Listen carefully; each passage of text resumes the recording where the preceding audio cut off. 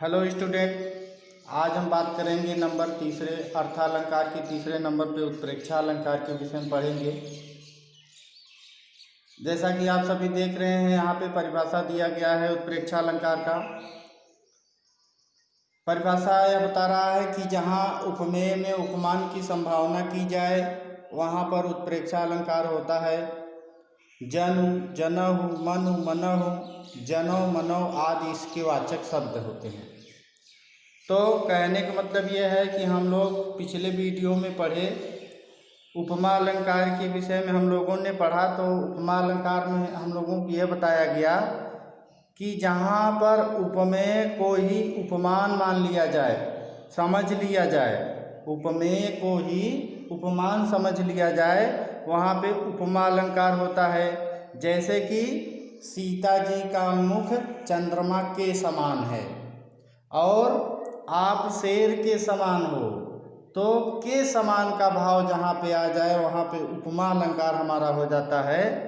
और इसके अलावा ये भी बताया गया उपमा अलंकार में कि कहीं पे सी शब्द दिख जाए, कहीं पे सरिस शब्द दिख जाए, कहीं पे सम शब्द दिख जाए, तो वहाँ पे हमारा उपमा अलंकार हो जाता है। और दूसरे नंबर पे हम लोगों ने पढ़ा रूपक अलंकार के विषय में। रूपक में हमें बताया गया कि जो है नहीं, उपमेय और उपमान में कोई भेद ही नहीं है।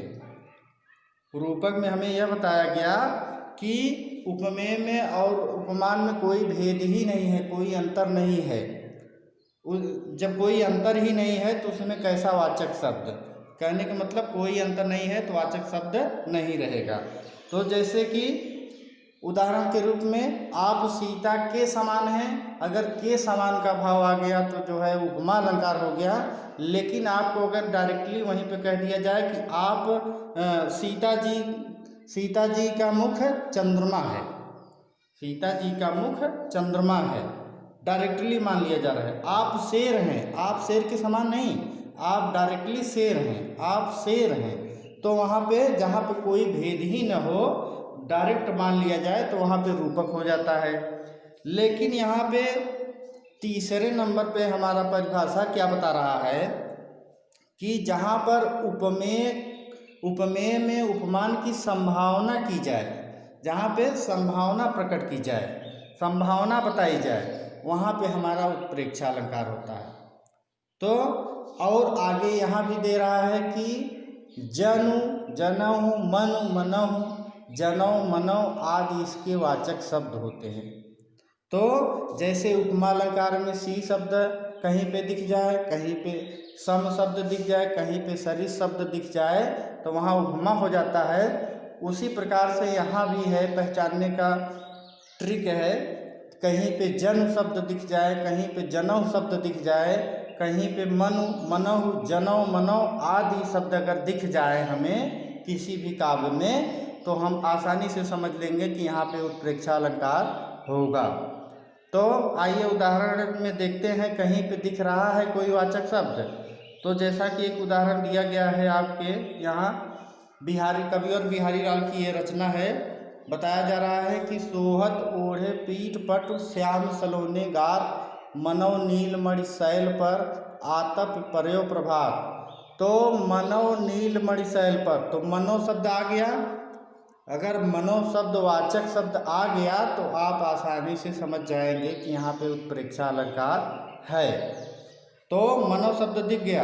अब आइए इसका अर्थ भी समझ लेते हैं, कैसे संभावना बताई जा रही है।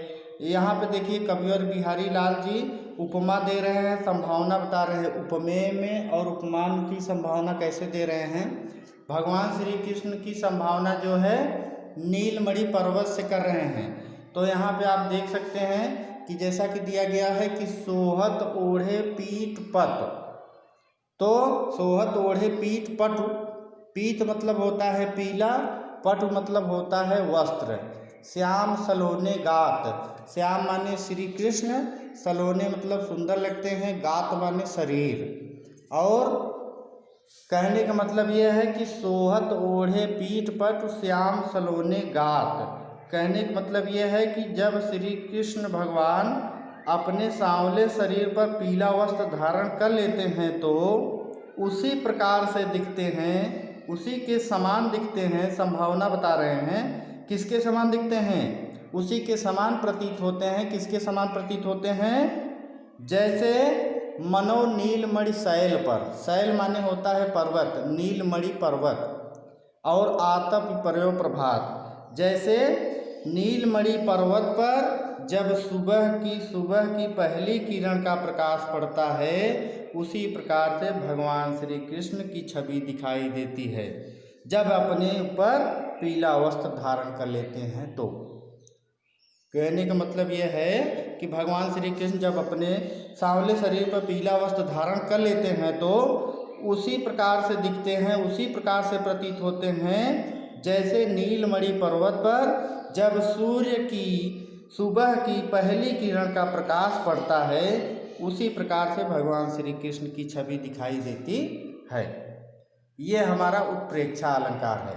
और कहीं पे जन शब्द दिख जाए, जनौ मनो, मनु मनो, जनौ मनो आदि शब्द अगर दिख जाएं तो आप आसानी से समझ जाएंगे कि यहाँ पे उत्प्रेक्षा अलंकार है। Okay sir.